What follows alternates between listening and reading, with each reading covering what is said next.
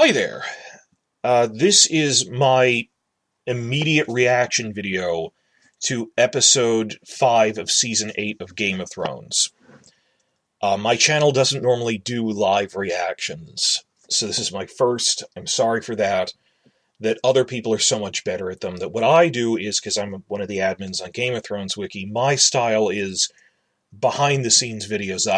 I take a couple of days to really research what was going on behind the scenes, new information, analysis, trying to pick out what were the creative decisions that they said went into why they did certain things or how it changed things from the books. Just immediate emotional reaction videos. Those aren't really my style for this because I don't think they're as informative. But a lot of people are feeling really wobbly after the past now 3 episodes that weren't very good or controversial. Long Night, and then Last of the Starks, and now this with full-on Mad Queen Daenerys mode. And they realized all this sunk cost of this is what it all came to, with all the White Walker storylines, with all the prophecies that had never turned into anything with that, or the Cersei will be strangled to death by the younger brother prophecy, all of which they never introduced in the TV series in all fairness, but just how much of this didn't turn into anything, and it's just, even as a TV show, if I didn't know about the books, it feels anticlimactic and rushed. This is absurd to do this in 6 episodes. That you wrapped up the White Walkers in 1 episode, and then you wrapped up Cersei in 2. Really 1, because most of last episode was just them maneuvering. Cersei was in all of 10 minutes of last episode, and she didn't have plans anymore other than, I have a lot of new Scorpion weapons. That was the plan, not politics or warfare, so... But I saw so many people wobbly about this on Twitter and in YouTube comments that I wanted to try to give some guidance to this. Notice that I am not bitter or yelling. You may be surprised. I've known Benioff and Weiss were crazy for years, and my reaction to The Long Night, by the way, was one of restrained jubilation. Because it was realizing no one will ever confuse this for it's close enough to the book ending that it doesn't need a remake. Even though tonally it has problems. No, it's drastically different, that you could argue you need a remake on those grounds. And then the fact that even as a TV show, it's just plain bad. That what I want is some serious discussion about maybe we should have a remake of this starting 10 years from now. That is realistically the goal I'm setting, that there will be another, hopefully, best case scenario is we get a 5 to 7 year long really good prequel era, and then make another go at A Song of Ice and Fire, which is more or less what the X-Men movies did. They had a bad run, then focused on a prequel era, then came back to trying to do main sequence stuff with Dark Phoenix, and whether that succeeded or not, that is the goal, as opposed to 50 years from now or never. And I know that isn't a realistic goal to meet, but at least it's something of just having, even if they don't make a remake, walking around in a world in which news sites are openly saying this deserves a remake would ease my soul. You know, that just having someone say this was a terrible live-action adaptation is reassuring. Like, Avatar: The Last Airbender. After that awful first movie came out, live action, there were people going, well, we should have a remake. What, you mean like a year from now they're not going to dump that many millions of dollars into it? And they might never have gotten a remake. Turns out Netflix wants to make a live action remake with the original writers attached. But just, you felt better knowing that everyone in the discourse, international discourse on news sites, in fandom leadership, were saying, this is terrible. This deserves a remake. I know the book fan sites have been saying this is terrible since Tiny Things went wrong. So I just want to reassure all your sanity out there, and just if you're despondent and I don't know what we're going to do next, prequel eras are coming under entirely different writers. I'd like it if Carly Rae got a show. She's really nice. She posts a lot of feminist stuff on her blog of just she wouldn't do this to Daenerys, I don't think. Of just interesting character work, and obviously I like the Max Borenstein idea for Valyria prequel. And there are other prequel ideas they could do that would be interesting, that we have not experienced the world of Westeros written by other people than Benioff and Weiss. And we are so used to this style. And other channels have done so much better than me on this. Like Ideas of Ice and Fire has done great reaction videos. I really like the one, check this out, that Preston Jacobs and Red Team Review did, their post episode 3 after show, where they were talking about how, what the heck do we do now, and how it really seems like a switch was flipped with the Long Night one, that suddenly plot lines are being wrapped up so quickly that for the first time, the switch that flipped was that people are really turning on them. I mean, the mainstream, and how do you measure that? I don't know, but you see so many more people openly yelling about it, observationally, and there's a few holdout fan sites, news outlets rather, trying to praise it. Like, do you work for HBO, or are you trying to butter them up so you get interviews? I don't know. But I am not freaking out about this because I already knew it was bad. I'm happy that they're being exposed for what they are, and if you need something to hope and look forward to, HBO wants money, and it's too late to change course. They need to try to make a good prequel now. I'm tempted to tell you what's really long with the Long Night prequel now, but you'll find out when it films in a month. It's things you would learn from... We get a lot of spoiler leaks these days. That when you see the pilot for Long Night, you'll see this was made by a crazy person.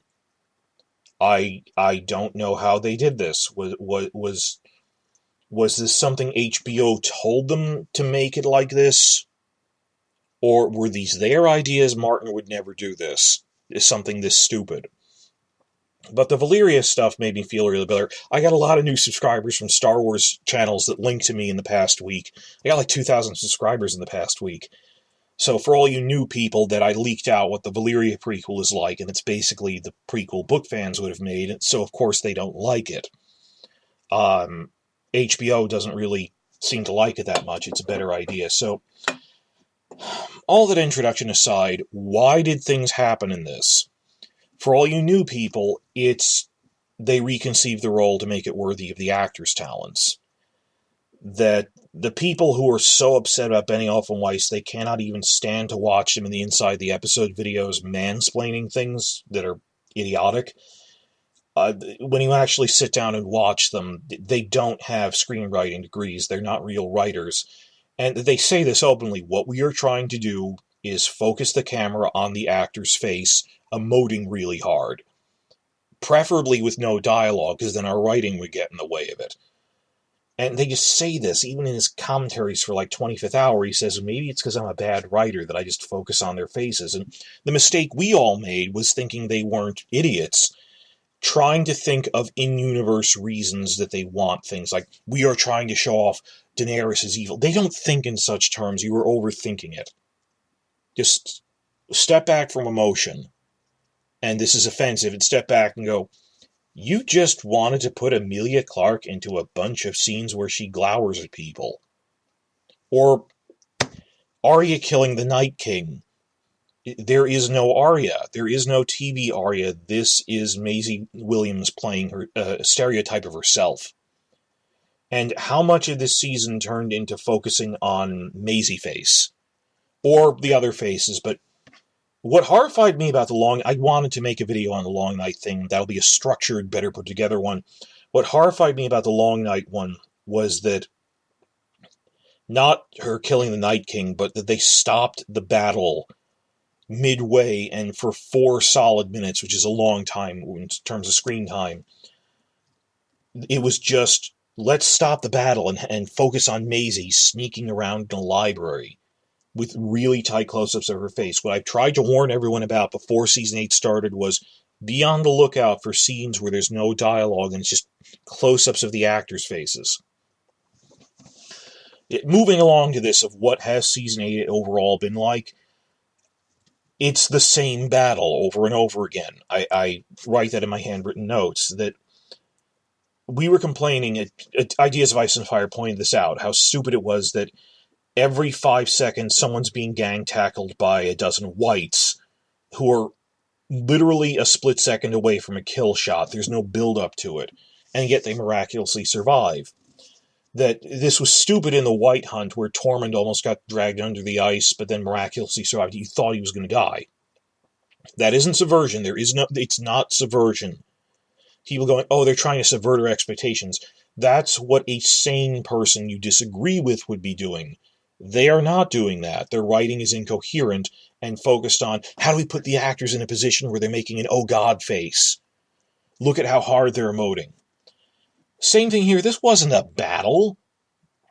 It was characters making oh crap faces at stuff. Everyone has already pointed out how ridiculously overpowered Euron was last episode and underpowered the dragon was. And now this episode, Drogon defeated the city single-handedly. The land army was just, the Dothraki, they were mopping up survivors. And it wasn't a good action scene. It wasn't choreographed well. There was no drama to it. Of a back and forth. We've seen other shows where the Dark Lord is getting defeated at the end. So, this is happening because they are showing off the actors. I've said this in all my videos. And just as during the long night I was going, this is the same battle, just on a larger scale, the White Hunt, and now there's no choreography, it's everyone's getting gang-tackled by whites, and there's no strategy to this. And it's not that, oh, I'm a military tactician. I mean, as entertainment, it's boring. This episode was the same as the long night. It's the same thing, in the sense that it sank like, 10 full minutes into playing off Maisie Williams' facial expressions. Look at how it was filmed, what their focus was. How much of this wasn't on Jaime or Cersei or Jon or their story arcs, but watching Maisie making worried face. It was the same thing. And it's nothing to do with, feminism, she gets to kill the Night King. She did nothing. What I've really seen in Season 8, what's worse than doing something controversial is doing nothing. Like, people saying they're going to have time travel and Bran will be the Night King or something. What's worse than doing that was not doing it and just going, oh yeah, he dies with a stab from a Valyrian steel dagger. Even if Jon had done that, mid-season, it would have been fairly anticlimactic. So, just the idea is, I'm sorry, gather my thoughts, that we kept thinking in this episode, oh my god, what if Arya kills Cersei, or what if Jaime strangles her? They never actually introduced it. In the book, someone's going to strangle her to death. There's been a prophecy about that. What's worse is just, oh yeah, the Red Keep eventually collapsed on her and she dies hugging Jaime. That was just boring. What's worse than something controversial is something so boring. If nothing else, Daenerys going crazy is something. And they can try to spin it, even though it's hard to spin because it doesn't really have a lot of setup. It's anticlimactic and boring. This is what we spent this much time and effort building up to. And the weirdest part is looking at their interviews, they go, like, the Long Night is the biggest battle ever. Oh, look at the scale of the battle in this one. A lot of this was surprisingly not CGI, but people running around in a city, but the refugees, but I didn't think of it. It didn't matter, because the story was goofy. How much can you watch hundreds of live extras fleeing from a burning building before it gets boring? So, just in terms of the way it's shot and filmed, this is actor porn. Well, actor porn has a different meaning, actually. Actor face porn. They're trying to show off the actors they like. And if you watch the inside the episode, they say, well, at first, watch the inside the episode. It's amazing. That within 2 minutes, they go from saying, oh, well, we wanted to see the destruction of the city from the perspective of the commoners because they're being hurt by it, and normally we focus on the nobles. That actually makes sense. Like, the whole point of the Faint Militant is, in the books, Feast for Crows, is you're seeing the thousands of people are dead and homes destroyed in the countryside because Cersei was screwing her brother. And it makes no sense for why is my town dead and hundreds of people killed because some queen I've never heard of wanted to do that. That fighting for petty reasons. But 2 minutes later, they go from saying, we wanted to see it from the perspective of the commoners to, but you wouldn't really care if you weren't following one of the main characters we already know, so then we made it focused on Arya so we see it through her eyes. It's within 2 minutes, they went from saying, we always look at things from the eyes of the nobles we're familiar with, but we have to see it through the commoners, and then, well, but we don't know the commoners, so let's show Arya. The whole point is, well, then you should have invented and spent multiple episodes building up commoner characters to see it from their perspective. That this is lost if, well, yeah, in a sense that Arya is seeing the civilian casualties more so than we normally do, but it cancels itself out. So I thought that was, if you thought that was padding for time, they consider that the focus of the episode. Not Cersei, not even Daenerys going crazy, but we see the city being burned from Maisie Williams' perspective, playing off her face, and just how many times was the camera focusing on her eyes as she's nearly crying, desperately covered in ash and flame and trying to look for a way out. It's not just the camera is on her face, on her, it's on her face, and she's not doing anything. The Clegane Bowl stuff I could take or leave it because at least that was narrative. Whether it was good or not or true to the books, I don't know, but so much of this felt even more anticlimactic than The Long Night, because say what you will of, oh, they're a Keystone Army, at least that followed its own rules, that they did set up that would happen. Whereas the Cersei stuff of, you had all this stuff with all these ballista weapons and armies, the Golden Company was a joke. That this is happening because they somehow think, wow, look at Maisie's face in this. I said this before, I have all these new subscribers from other channels lately, wanted to spell this out, and this is a reaction video, not a structured video. I'm sorry about that. So, I'm not freaking out. I already kind of thought they'd do something like this. That there was no way there was enough time to finish this. And that they would wrap things up in a way that plays off the actors' faces, with no dialogue. It doesn't need to make sense. Oh, why is this happening from a story perspective? They don't think in such terms of, oh, it's stupid that Dany's going crazy, but although it is insulting on that level as well. Like, some people are saying it's tone deaf that they presented Missandei in chains, a former slave, then killed her again. They didn't do that on purpose. They did it for her facial reactions. That doesn't invalidate, however, people who were offended by it.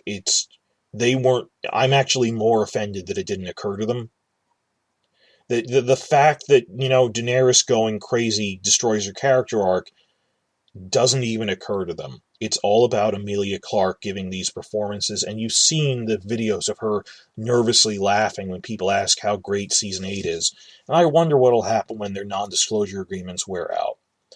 But we had the White Walker storyline wrap up, and now the Cersei, Euron, the war is over, now it's the war against Daenerys, if anything, in one episode, directed by Benioff and Weiss, so watch out for when the camera does the tight close-ups, that I'm not thinking in terms of a fictional universe anymore, but in terms of people on a set pointing cameras at people. So, I wanted to help you guys feel better by giving some structure to what is going on, and do we keep going? Well, what is going on? This was showing off the actors, and it was the same battle, showing off Maisie Williams. The whole thing is, well, yeah, there's a battle for Winterfell, and yeah, there's Jon and Dany there, but let's make it from Maisie Williams' perspective, where so much of that was her running in the castle. The destruction of King's Landing, also from Maisie Williams' perspective, where other characters just fall away to nothing. There were beats with Grey Worm, Jon, a rather ridiculous Euron Jaime fight where you're waiting for this to wrap up. It has no narrative weight to it. Like Sandor versus Gregor has some narrative weight to it. Cersei, you were just waiting for her to die. Because that's all the episode was, waiting for her to die. They didn't have stakes of maybe she has some secret final weapon or hostage to kill that might do something to the good guys at the last minute. And I don't think any of this is an indication of anything that will happen in the books. Will Daenerys be ruthless with some of her enemies? Yes. But to the point where it's so incoherent that why would you burn the civilians? At least shouldn't you be burning Cersei first? How are they going to verbalize her actions next episode when Jon asks, like, why did you do that? I don't know. So, also with the Tyrion parts were just, I almost thought they'd bring up Tysha when he set Jaime free. That's just them showing off Peter Dinklage. So, how does the cast feel about this? I don't know. So that is why this happened. That doesn't invalidate your feelings of, oh, they were showing Daenerys going crazy and stuff. It was, and it'll be interesting to see all of the more professional reviewers and articles picking apart how little sense this makes. But this is, they're showing off the actors, mugging for the camera, and they never knew, and they never learned. And should you keep with this after both the White Walker and Cersei storylines that ended so poorly? Well, keep with what? The show is ending. Please stay for the prequel eras, because I know they couldn't destroy the world building of A Song of Ice and Fire. It's like, do you not even want to read the next book if you're a book reader? I've seen some book readers going, I'm out of it. And it's prequels run by entirely different people. I hope that when we actually see like a trailer or something, it'll be public enough that people will trickle back. I'm not looking forward to the next couple of months where a lot of people I know and care about online might drift away. But know that we will miss you and look for your return if you go dark for a while. That we'll apes together strong. That we will weather through this better if you stick around to commiserate with us. And it's the whole reason I'm annoyed about the DVD commentary thing, that I was the first one who really went and, guys, we need to research these things and show these are crazy things they're saying. It's how they really think. The book fan sites turned against them. By season 5, they just rage quit, and I don't blame them. It was really offensive. And then you have the blindly following TV show fans, and I still love and respect all the book experts who said, I can't keep dealing with this. It's really upsetting me to even listen to Benioff.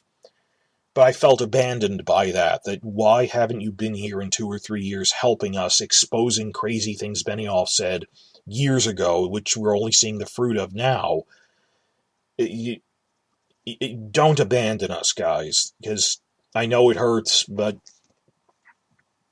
I don't want to leave because I feel I'd be abandoning other people on here who need a voice of stability saying, you're not crazy, this turned awful, don't let them gaslight you.